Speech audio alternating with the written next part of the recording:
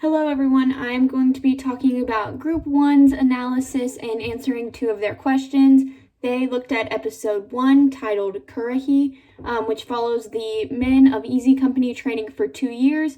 That was something I definitely learned. I don't know if I necessarily picked up on the length of the training, and so that was very nice that somebody picked up on that, which is something I didn't pick up on.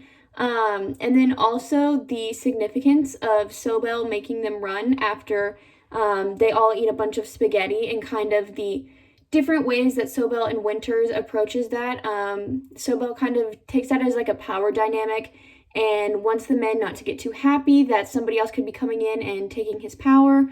And so he makes them go run up a hill to try and, maintain his power.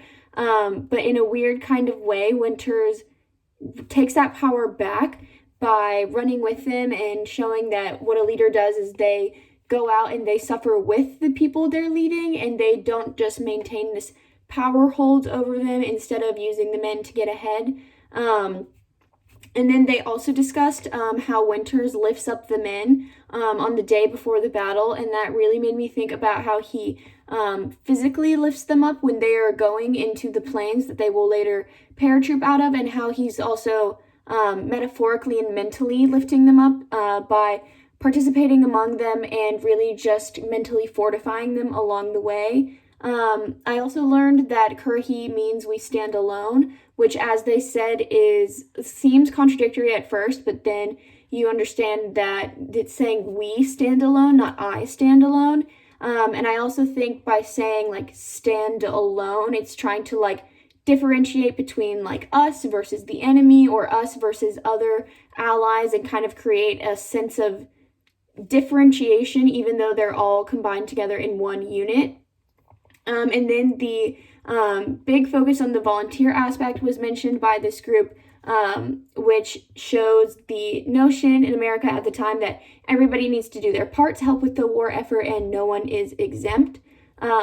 One question that I want to speak on is, how do Sobel and Winters as leaders reflect America's view on World War II? I think that Sobel could be viewed as kind of reflecting the isolationist American perspective on World War II. When we did not want to get involved, we kind of wanted to stay back, see what was going to happen, and let things go from there, and kind of be training and in the wings and ready to go if we ever needed to. Whereas Winters is America when we are involved in fighting alongside the international community that we have created with people through World War I, and really, defending our allies and being there for each other. Another question I want to answer that they posed is, what are the aspects of training for war that we don't see in the war poems?